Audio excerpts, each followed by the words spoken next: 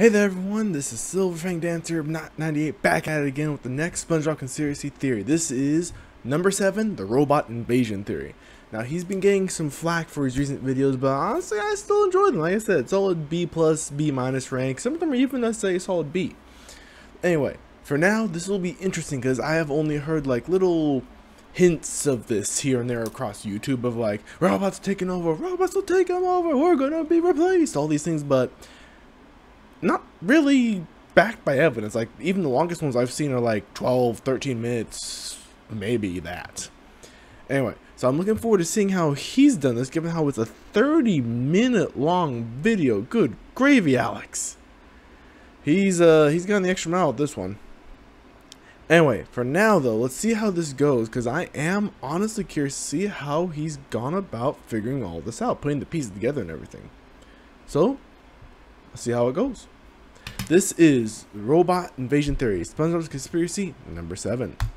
I admit it, some of my theories have been a little crazy lately. I mean, Goofy Goober, Alien Death Cult Theory, Pearl's Dead Mother Theory. Let's maybe try and slow down a bit on this one. There is a secret robot invasion happening in Bikini Bottom! Everywhere you look, robots have integrated themselves into society, kidnapping and replacing people with robot cyborgs, waiting for their chance to rise up and start the robot apocalypse. This is not a joke, I repeat, the robots are coming. The robots are coming! This is the robot invasion theory. I think they came. And here's one of his live action snippets of it. He's been putting these at the end of most of his videos, but it looks like he's putting them in the middle of this one.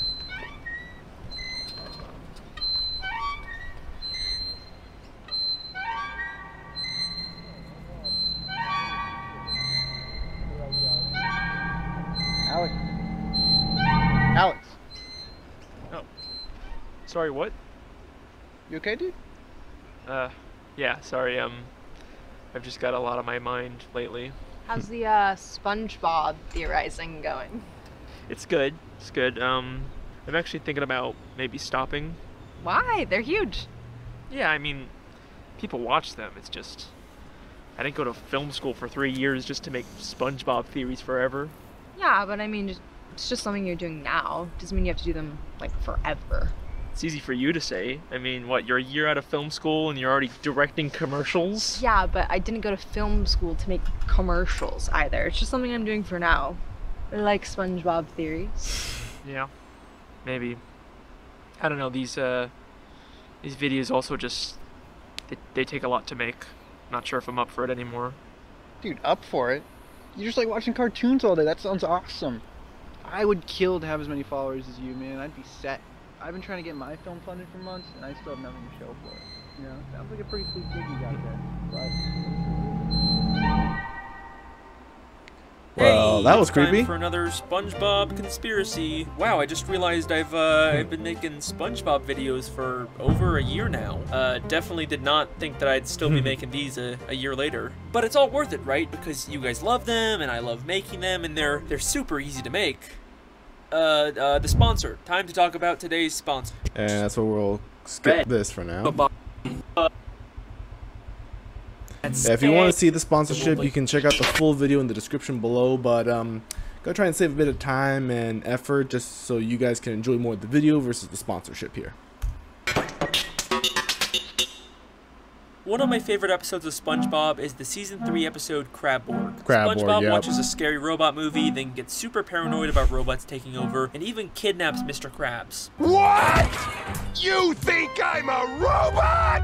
We don't think, we know. It's a really funny episode, but I can't help but wonder if SpongeBob's fears might be a bit more justified than we thought. In the episode SB129, we get our first glimpse of the future of Bikini Bottom, 2,000 years later. Okay, what's going on here? Why is everything chrome? Everything is chrome in the future. We see a world covered in chrome, where everyone has been replaced with robotic people. SpongeBob, is that you? SpongeBob? No, I am SpongeTron. And this isn't the only time we see a future full of robots. In the Season 7 episode Back to the Past, SpongeBob time travels to an alternate future where Man Ray takes over, and once again, people have been replaced by robots. And then, in the second SpongeBob movie, Sponge Out of Water, there's a deleted scene where SpongeBob and Plankton go to the future and see this. We did it! I wonder when we are. Excuse me, sir. Do you know what year this is? Cyborgs! We didn't go back in time. We went front in time.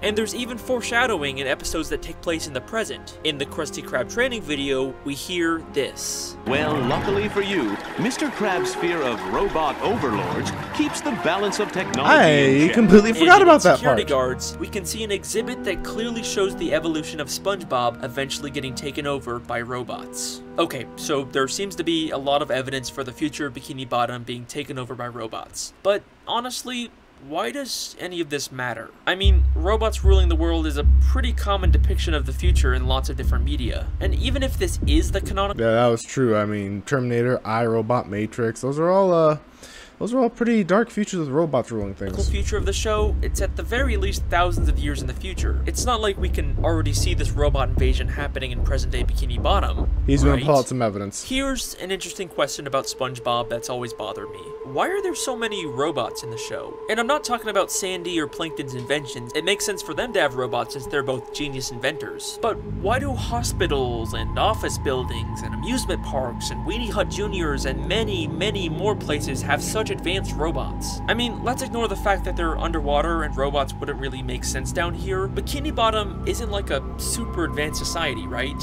You wouldn't really say that they have much futuristic technology, except when it comes to robots. But why? And what's even stranger is that there are many, many instances where these robots suddenly turn evil. The first time I really started to notice this was in the Season 7 episode Tunnel of Glove. SpongeBob and Pearl get trapped in a Glove World boat ride that's full of animatronics. Patrick tries to set them free by breaking into the control room, but accidentally causes all the animatronics to suddenly turn evil and attack SpongeBob.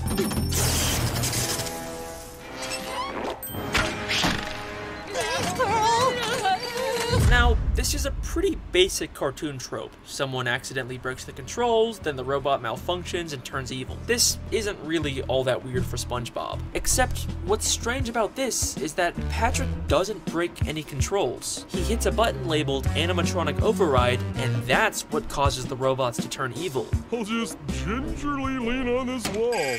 Huh? They aren't malfunctioning. The robots were intentionally designed to have a button that makes them attack people, but why? Then, in the episode Good Neighbors, Squidward discovers a flyer for a home security system that's suspiciously free despite it clearly being very advanced. After he sets it up, his house suddenly grows arms and legs and starts destroying Bikini Bottom. Wow, Squidward's house is destroying the neighborhood. Now, to be fair, this was a malfunction caused by SpongeBob, but why would a simple home security system have giant arms and legs? I mean, the malfunction didn't create them, they were clearly already installed. They eventually do manage to stop the house, but what's really creepy about this is that we can still see signs of Squidward's house being sentient after this episode. Then, in the Season 11 episode Krusty Cleaners, SpongeBob and Patrick go to an office building and encounter a trash cleaning robot. The robot immediately attacks them for causing a mess. Oh boy. Oh, my rump is roasting! But this time, there's no malfunction that causes this. It's working exactly as intended. Not only does the trash robot have a buzzsaw and a literal laser cannon, but it also turns all of the nearby machines into killer robots to help hunt down SpongeBob and Patrick. So where are all these places getting these super advanced robots? And more importantly, why are they all being programmed to suddenly turn evil? This is a question that stumped me for a while, until I watched the Season 11 episode, My Leg. This is the episode where I truly realized there was an actual conspiracy theory here, and not just cartoon antics. It's time we finally find out who is behind the robot invasion. That's comforting to hear.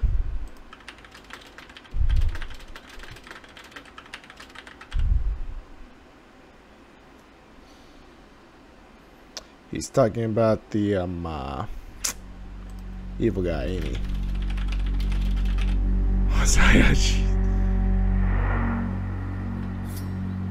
You'd think that'd get some flags or something. And of course, goes to the bigger knife. Hey, I'm still serious about you leaving this house. It's not that I don't appreciate everything you've done for me, it's just I think we want very different things. Yeah, no kidding. You know, I don't want it to come to this, but I will use force if I have to, so you better go.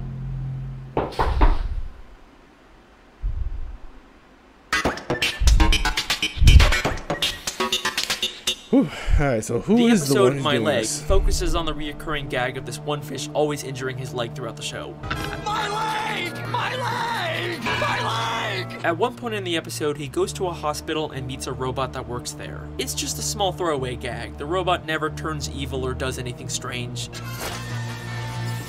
Don't take my leg! Don't take my leg! But there's something awfully familiar about the robot's design. Let's go all the way back to the Season 3 episode Plankton's Army, which opens with Plankton trying to steal the Krabby Patty's secret formula with a robot disguise. You never know what trick he'll use to steal me secret Krabby Patty formula.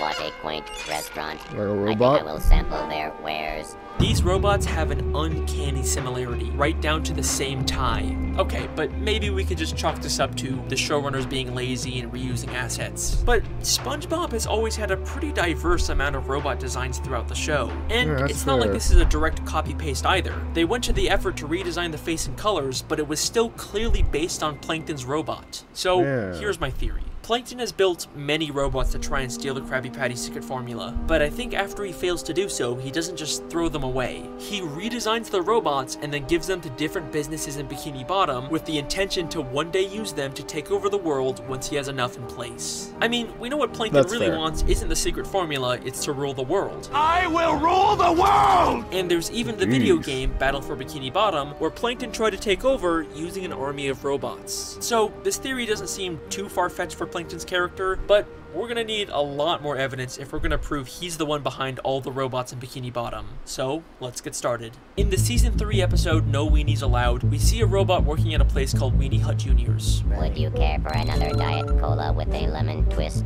Weenie? And while it doesn't resemble any of the robots we've seen Plankton make, does that voice sound familiar to you? Would you care for another Diet Cola with a lemon twist? What a quaint restaurant. Yeah, that's the same voice.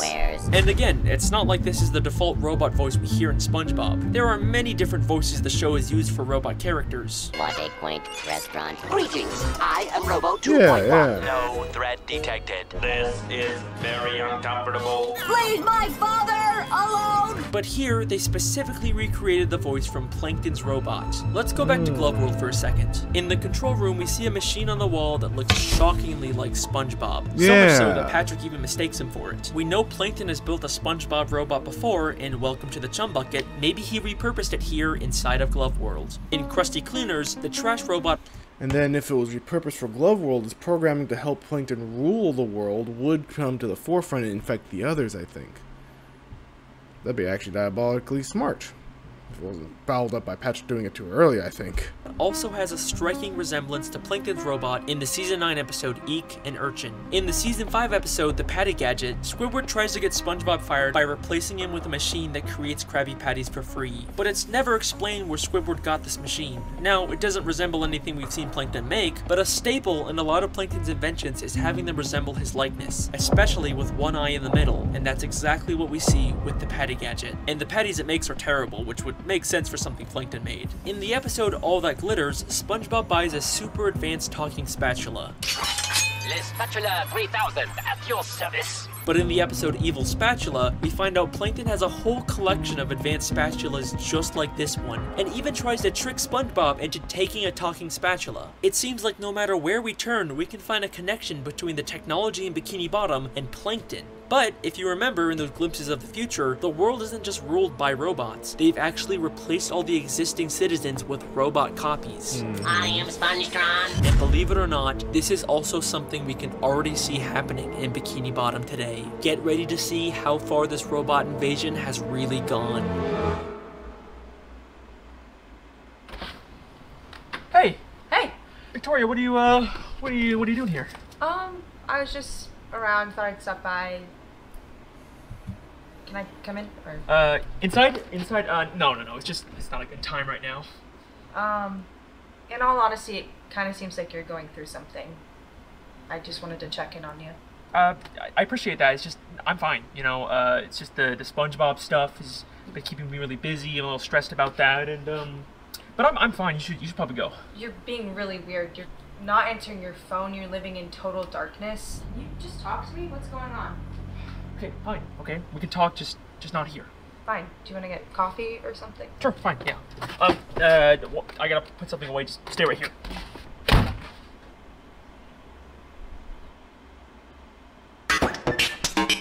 Okay, trust no one with that face, jeez. Now, we know Plankton has tried to turn people into robots before. Yeah. SpongeBob, come in here. Or should I say Robot Bob? But he gave up after SpongeBob was too annoying. You've got to take that yellow nightmare back. It's not worth it. But I don't think this was his only attempt. In the season 11 episode, The Checkup, SpongeBob and Squidward are trying to give Mr. Krabs a health checkup by testing his pinching reflexes. Okay, I brought plenty of things for Mr. Krabs to pinch. A pinch of salt. And one of the things they have him pinch is a baby. A baby's cheek.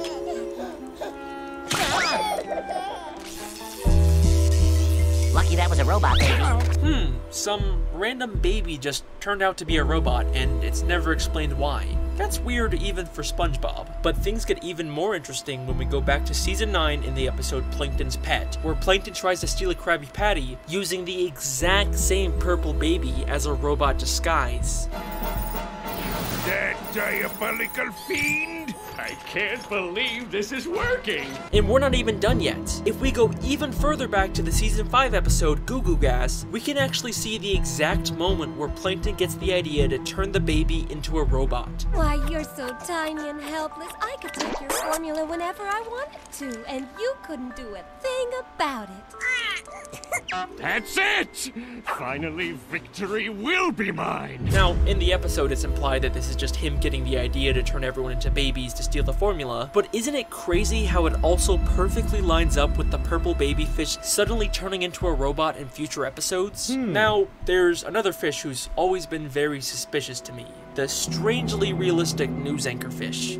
All of Bikini Bottom is abuzz over the identity of a mysterious flying man who helps people. Who knows what superhero act of courage he'll astound us with next? In a show full of cartoon characters, why is he the only realistic one? In fact, I made a whole theory about how there are evolved cartoony fish that can talk, and primitive realistic fish who can't. But as many people have pointed out, the one exception to this is the realistic news anchor fish. Well, if you ask me, he looks a lot like one of those animatronic singing fish you buy in a gift shop. Especially the way he mechanically moves his mouth and how we only ever see one side of him. So, already a pretty strong indication that he might be a robot, but there's also something familiar about his voice. What kind of cruel, careless, evil person? I'll canvass all the seediest lowbrow dives in town. That's Sounds right, exactly he like has Plankton. the same voice as Plankton. And if you're gonna take over the world, then you're definitely gonna want to control the media. But how exactly is Plankton replacing these people with robots? Well, I think the season 10 episode Whirly Brains gives us an important clue. In this episode, suddenly a new toy becomes extremely popular in Bikini Bottom, the Whirly Brain.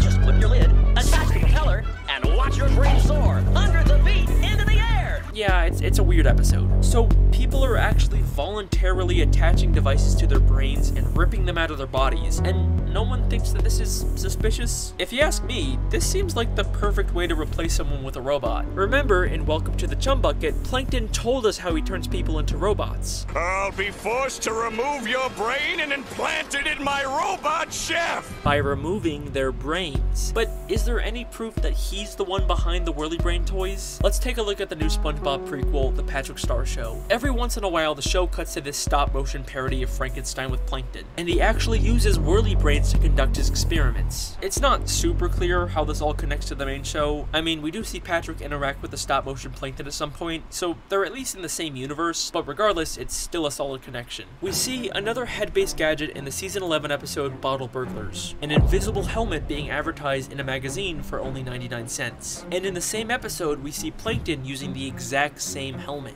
Krabs will never see me coming in Vizzos.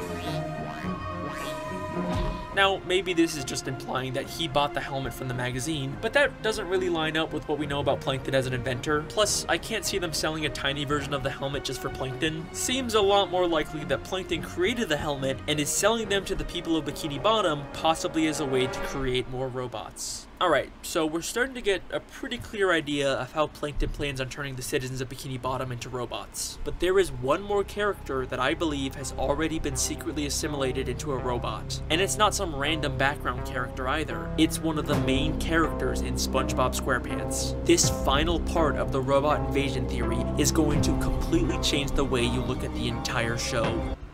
I know it's not Mr.Krabs. We proved that one already. Definitely not SpongeBob. He still has all his brain and everything in there.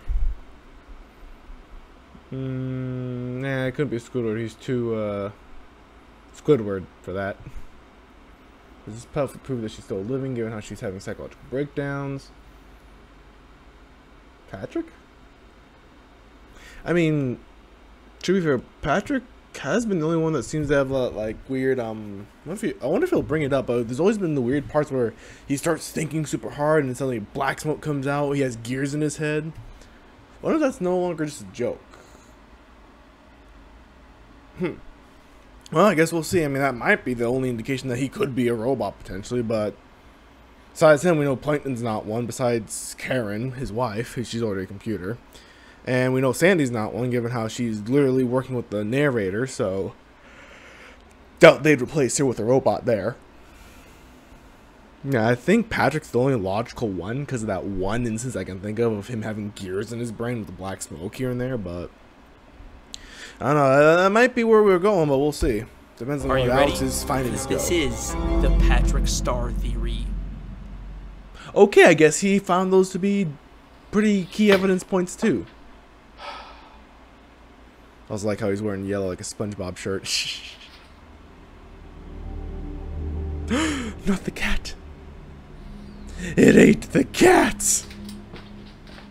It ain't Gary. Meow. Uh-oh. Shit. Victoria! Victoria! Victoria! Oh boy.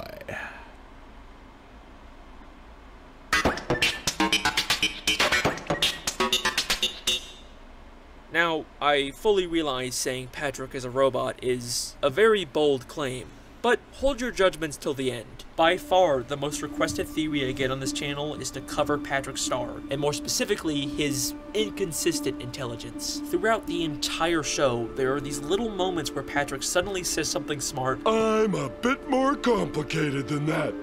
The inner machinations of my mind are an enigma. And then immediately goes back to being dumb. There's so many examples of this happening that many people have actually made their own theories about it. Is Patrick secretly a genius and just pretending to be dumb? Does he have a secret split personality? I diagnosed Patrick Star with trauma-induced anxiety triggered spontaneously duplicative multi-intellectual DID with additional paranoid schizophrenic delusions of a mental multiverse. Maybe, but I've come to a bit of a different conclusion. Have you ever noticed how every time we see Patrick try to think, there's either sparks or smoke coming out of his head? Yeah, that's what I was talking about earlier, yeah.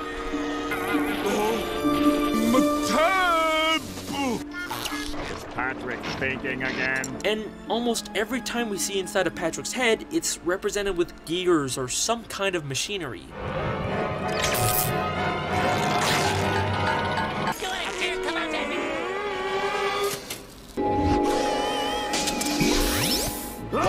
Now, we're supposed to assume that this is just a cartoony way to visualize thoughts, but what's strange is just how consistent they are with it. And even stranger, none of the other characters' thoughts are visualized this way. Just got an order from the boss. Dump everything that isn't about fine dining. Squidward's happy gland is forced to take shelter in the recesses of his mind. It's only Patrick who seems to have this robotic association with him. And just look at how detailed they are with it. While Patrick's head is sparking in Rule of Dumb, if you look closely, you can see a spring pop out of him, and even a hole left behind by the spring. That is such a small detail that no one would notice unless you were going frame by frame. And if this is just supposed to be a metaphor inside of Patrick's head, how come SpongeBob clearly sees the spring come out? Okay, so let's entertain the idea for a moment that Patrick might be some sort of robot. How would he have gotten converted, and why does this cause him to randomly become smart every once in a while? Well, I looked at all the scenes where Patrick suddenly does something smart, and I noticed a bit of a pattern. There are two different types of these moments. There are times when we think he's saying something intelligent. Wait, SpongeBob! We're not cavemen! We have technology! But then it's revealed he's not actually being smart. This doesn't contradict his character at all. Patrick is someone who doesn't see himself as dumb, so there's lots of times when he tries to be smart, but he fails. Dumb people are always blissfully unaware of how dumb they really are.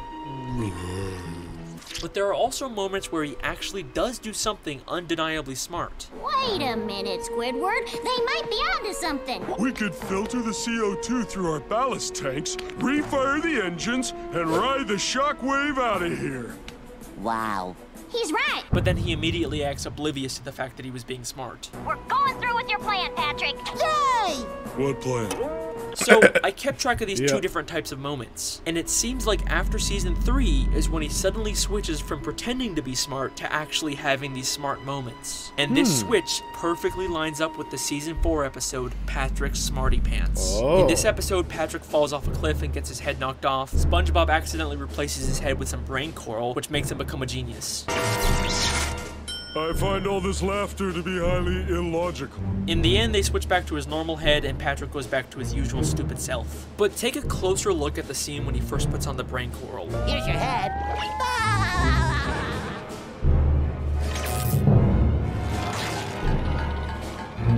Now, many people have interpreted these gears with cobwebs as a metaphor for Patrick's brain never being used until now, but these gears are not from Patrick's brain. His brain came off during the fall, which means these gears are entirely from the brain coral. And at the end of the episode, when they remove the brain coral, we can still see the electrical plug attached to it. We are no longer seeing a metaphorical representation inside of someone's head. We are seeing this plug from an outside perspective. The brain coral is just like the Whirly Brains, a robotic device that plugs into your brain to control you. Isn't it convenient that Patrick just happened to land next to a pile of coral that looked identical to his head? Is it possible that Plankton saw this as an opportunity to add another victim to his robot invasion? But after Patrick removed it, he went back to normal, right? He completely stopped Plankton's plan, right? Well, one season later, in the episode Sing a Song of Patrick, Patrick attempts to use his brain again, and we see the exact same gears inside of his head. Come on, you stupid brain!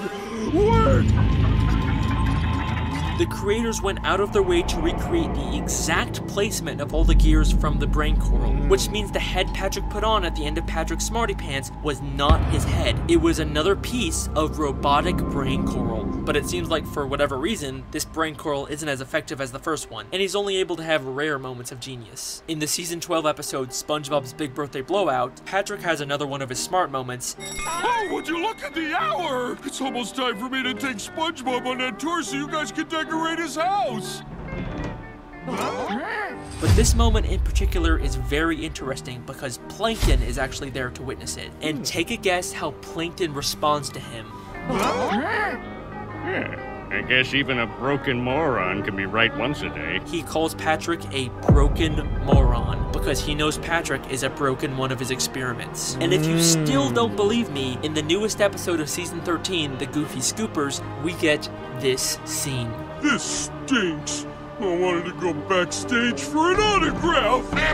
Plankton was here. Yes, he certainly was. And that is the robot invasion theory.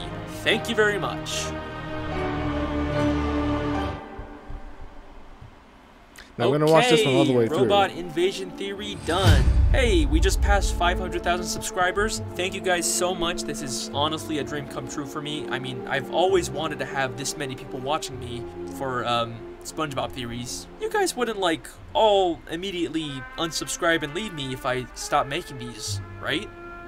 Thanks again for watching. I've been your host, the SpongeBob guy. I will see you. I'll see you guys. Bye. Now I'm going to watch this thing a bit further because we only have about a minute and a half left, maybe 2 minutes. So let's see what we find at the end of this, because I'm interested to see what happens with his friend there, given how she apparently went to the basement with that thing.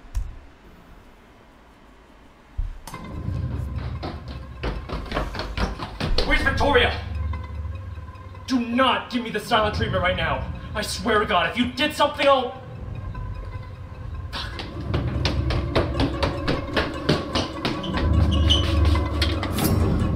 Oh my God! Victoria, where were you? I was using your bathroom. Why the fuck are you pointing a knife at me? Okay, it doesn't matter. Okay, you cannot be here right now. No, I am not leaving until you tell me what's going on. Listen, I promise I will explain everything to you later. You cannot be in here. Why are you so afraid of me being in your house? Victoria, I promise you, this is not the time. We have to leave right now. Your muse isn't gonna eat me. What? Excuse me? You mean the big tentacle monster in my basement? Yeah. How do you know about that? I have one too. What?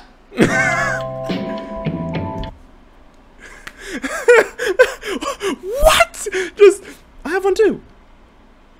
What?